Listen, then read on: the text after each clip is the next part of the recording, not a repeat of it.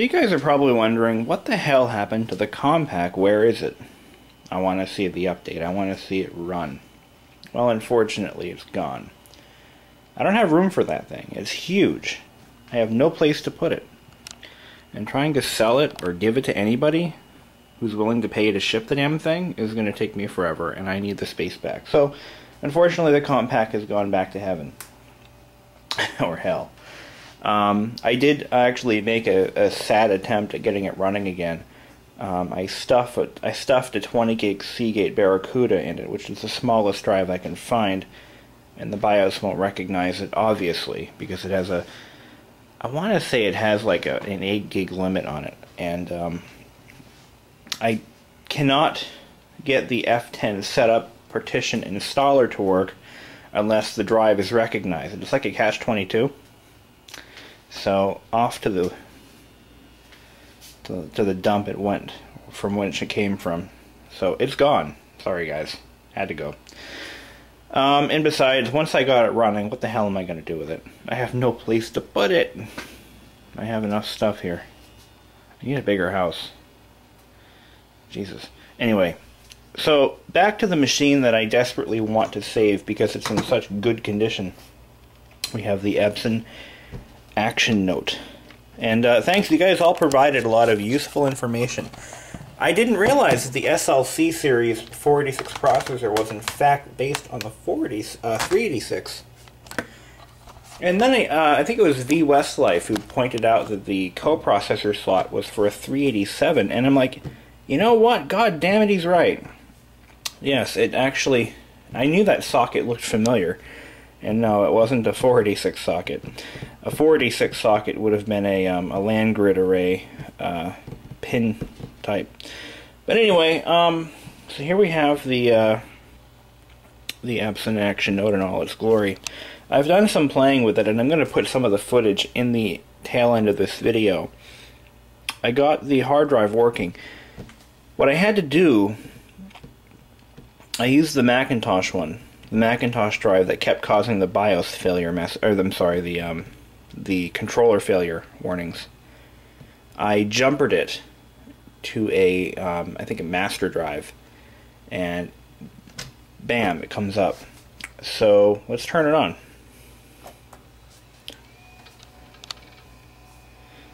But we're not out of the woods. We're not out of the woods quite yet, and I'll show you what I mean. We are not out of the woods yet.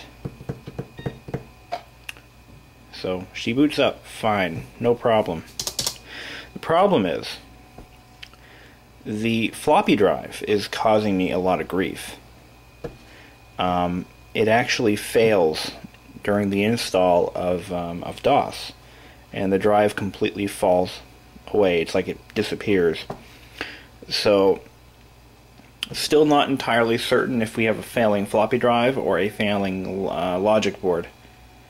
They're both very plausible. So I'm going to show you exactly what's going on here. I hope it makes a liar out of me because I really want to get Windows put on this thing. Windows 3.1, baby. I want to see if disk 2 is actually readable. This is my DOS 622 install. And this is the one it's failing on, curiously. See, it won't read it. So we're going to put this disk into a known good floppy drive and see what happens. Alright, let's pop it out. Here we go. Abort, abort. Fail, fail, there we go. Fail, C, colon, good. Here we go. Okay, so we're going to put this in the old MacBook and see what happens.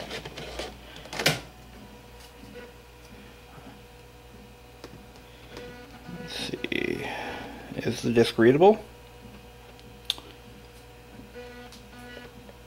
Maybe. Okay. So this is good news for me because I was concerned that my only copy of DOS 622 had gone south for the winter. Okay, so I know what I have to do. This is actually a good thing. I have a compact Contour sitting on my desk in pieces. I was going to use it for its hard drive, which is sitting right here. And you'll see this in the video as well. This is the drive from the Contour that I was going to put in here. This is a 105 megabyte drive. Too thick. As it turns out, this Epson uses low profile drives. Like this. This is the original drive. And we're going to compare the low profile size drive to a full-sized, I believe they call this third height drives or something like that. Look at that. Therein lies the problem. I can't put any of these. These are two working pulls, both from old DOS or Windows 3.1 era laptops, much like the Epson, and none of them fit. So, alright, so on with the show. I'm glad my DOS disks aren't bad, because I was starting to lose my mind. Like, how the hell could this be happening to me? Why? Why, God? Why? But I got it to work enough so where I could actually format and partition the drive. And I'm going to show you how much space we have now. The one I ended up putting in is a 500 megabyte drive. So that's what seems to be available, which is good stuff. Got a 500 megabyte drive in there. 5 times the original size. Actually more than that. The original drive was an 80 megabyte. So, hey. The other option here is there's another ActionNote. It's a different model, but same chassis as this one, and it's on eBay for 20 bucks with free shipping. I'd be stupid not to buy it. But we'll see what happens. I really want to see this Epson live again. I really want to save this machine. It is in such good condition. It would do me an honor to be the one to save it. But there's a problem. The original hard disk drive appears to be flaky. I put a second hard drive in from an old Mac PowerBook, and it appears that it isn't working at all. I should be able to at least see it try to boot from the drive, which it isn't doing.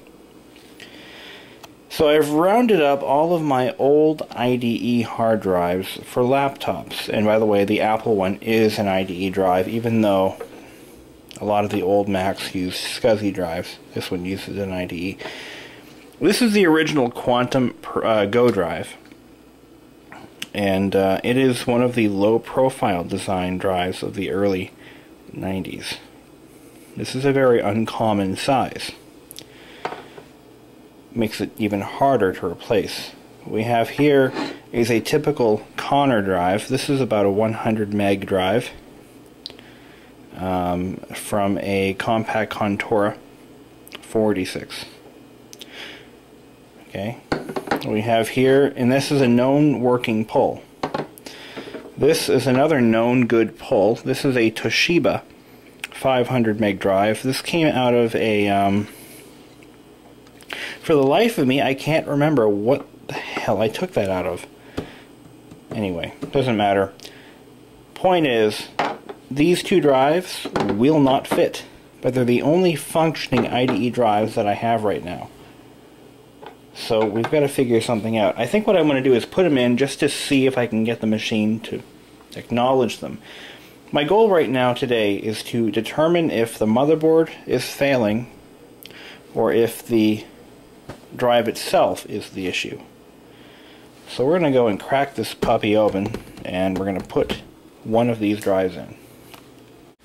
So what we've done here is I've put in a, actually that's not the one I wanted to use. I wanted to put this one in. Okay, we've got the drive that I think will work in here. I'm going to forget putting the original keyboard on. We're going to just plug in this one here and see what happens. I'm very cautiously optimistic as to whether or not this will work. I don't think it will. I think that there is a problem on the logic board that's causing it to not work. I believe that the controller is failing, possibly due to aging capacitors. Possibly due to something else, who knows? But what I do know is that there is something really wrong here. Now, if this does work, if it actually works, and I don't have the drive parameters, I gotta look those up. But let's just see what happens. If this does work, then that's a good thing, but it's also bad because this drive won't fit. It's too thick. Okay, unfortunately the exact specs are elusive. I don't think I have them, but let's give it a try. Or not. Oh, yeah. The drive kicks over. So we need to get into the BIOS. We have no display. Why? There we go. Alright. Okay. This is good. This is positive. This means that something is wrong. Let me explain. Before, we were getting controller failure. Now we're not. Now, these drives were not automatic. We actually... 121 megs, give or take. Let's try that. Okay. If this works, I'll have the motivation to go out and find the correct drive for this machine. If it fails, well, screw it. I'll put it on display at work and forget I even have it. But let's hope this doesn't fail, huh? Shall we? Drive error. Okay. Well, it's not a complete loss yet. It's not a loss until I say it is. So let's try this. Let's try the settings that I think I've got.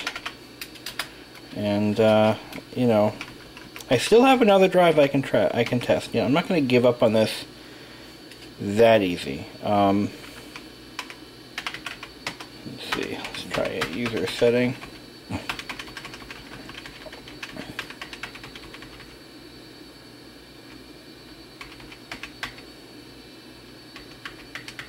It's amazing. Okay, cylinders. We've got 1120. Now this is for a 2124, not a 2121, which is the model number, CP2121. So number of heads 4. Sectors per track is 53, 53. Worth a shot. The drive does have a fully installed version of Windows 3.1 for Compaq. If it works, it'll boot right off of it. See what happens. If this doesn't work, and I don't think it will. Missing OS. Okay. Alright. Alright. I'll buy it. Let's get DOS. Okay. This is positive. This might actually be a good thing. I think I may have found our problem here.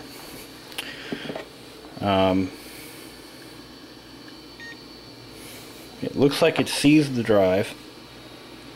Again, if this works, I'm going to go out on a rampage and try to find a good functioning drive. It'd be a shame to waste such a perfectly good machine. Missing OS.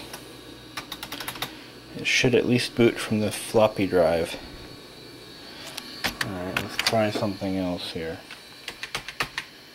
Let's make sure that it's in fact booting.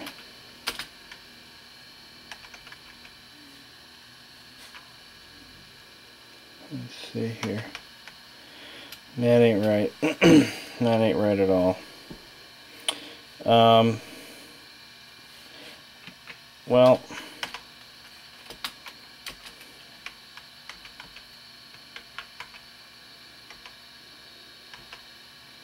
let's set to boot from drive A.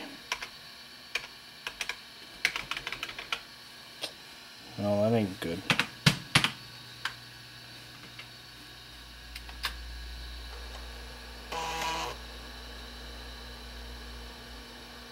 And that is a good copy of DOS.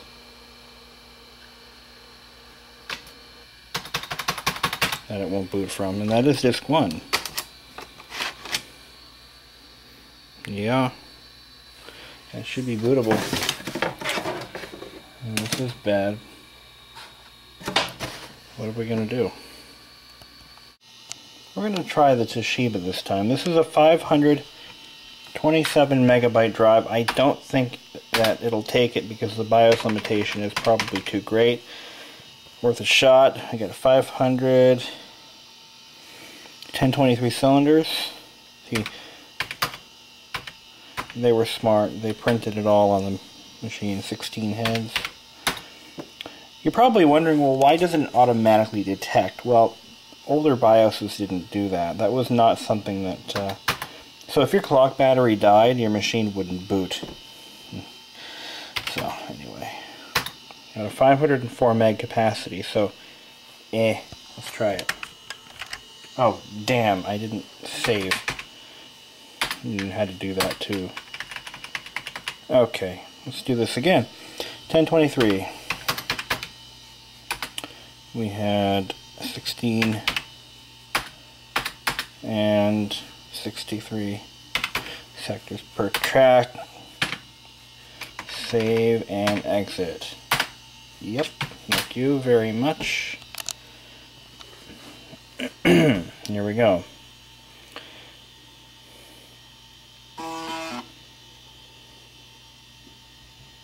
Closest we've gotten so far. Oh dear. It worked. We have a working drive. Windows for workers. Yeah, that's what's on it. So we found a working combination. Unfortunately, it doesn't fit. So at least you know the controller's not bad and it's not all in my head. And this drive is done for. Oh, it's had a display issue, driver issue. I want to see if it'll boot off the floppy drive real quick. I haven't tested that yet. There we go. Let's give this a try. Oh, and here's a real important tidbit of info. Collecting vintage computers today, machines from this era and earlier, the odds of finding one with a working hard drive is getting pretty slim. Hard drives from this era are ticking time bombs because the coatings that they used on the platters themselves would oxidize. They are made from basically iron. Yeah, the coating is made from a mixture of, I think, iron powder and something else, and basically, iron oxide, which is basically rust. So there's not many left in functioning condition. So I just wanted to throw this out there that, you know, if you don't find one with a working hard drive, don't be surprised, because they're getting harder and harder and harder to find. It's actually very sad. With that said, I wish I could get this drive to work. I really, really do. Because this would be the salvation that I'm looking for. So we need a low profile IDE hard drive, 500 megabytes or less. Those are getting harder to find, but I'm sure where there's a will, there's a way. So to make sure that the drive is functioning properly here, and see maybe if there's a major malfunction. This is a clean disk. just in case something had landed on the heads or something. I don't know. Worth a shot. Run 2 cycles. This is a TAC notebook floppy drive. It's a pretty common one. So here's what's happened. I have it to the point where I think it might take this drive. We're almost to that point, but it will not boot from a floppy disk. What the hell? Okay, we've got DOS in there again.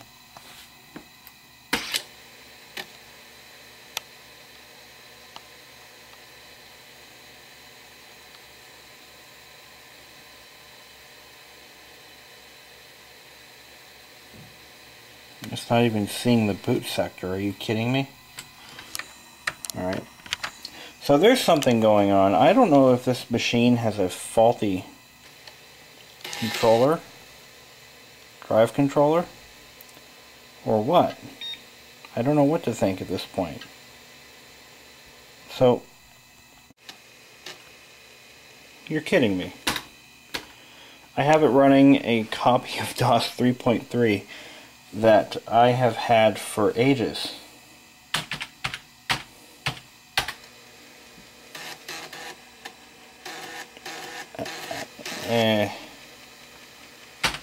See, this disc was, oh, this is so maddening. I mean,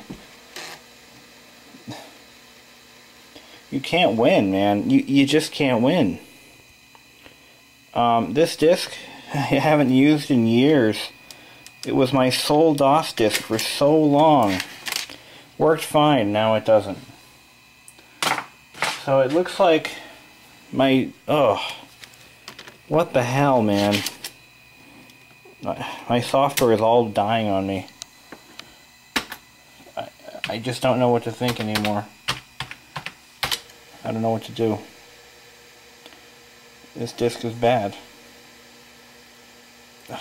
What the hell? Alright, I'm getting pretty pissed off, so I apologize for my swearing. But I'm at a loss here. I don't know what I'm gonna do. I'm gonna have to pull out my my IBM and make a new DOS disk with F disk on it. This really pisses me off. You have no idea. Oh, there it goes. Oh, this is weird. It's having a read issue. Naturally. All I want to do is try to F-disk that drive. That's all I want to do.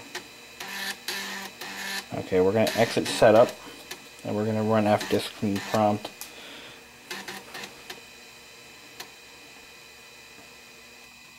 At least I got that drive to work, I think.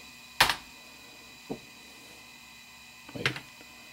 To exit, press F3. I want to get it to a prompt. Or an F-disk. Let's see, it sees the fixed disk. Create primary. Yes. Okay, I think we're in the money here. I can't explain why the floppy drive was working and then it wasn't and then it is again. I don't understand that. I think there's something weird going on here. Like this system has a serious problem. One of the bugs in DOS 6.2 is that the upgrade, sorry, the DOS 6.2 upgrade. Look at that. I think we're getting somewhere. We're getting somewhere. Oh my god. One of the bugs in the upgrade version is that it will not install on a blank drive. It will only install if there is a previous version of DOS, or if the version of DOS, let me rephrase that, it will not install unless the drive is formatted as a DOS disk. So when you go to install it for the first time, it says, "We're sorry, you cannot install this, you criminal you, because you don't have a previous version of DOS." All you've got to do is F3 to exit, or boot with the F5 command to bypass the startup files, format the drive after F-disking it, and then install from there, and it works. Go figure. So we're going to format this drive, and then we're going to try to install it, and hopefully things go as planned. I've gone ahead and screwed the drive in place, and see what happens. This is a good sign. No bad sectors. Everything looks good. We'll now restart and proceed to install DOS. Hopefully things go good. Well, hopefully they go well. Alright folks, here's the deal. Here's it in one nutshell. Yeah, right. The floppy drive is not working right. I think there's one of two things going on. Either the floppy drive is faulty, or we've got some bad capacitors on the motherboard that are used in the controller circuit somehow. Nothing's easy, but the hard drive is working. It's formatted, it boots every time. So, I guess, yeah.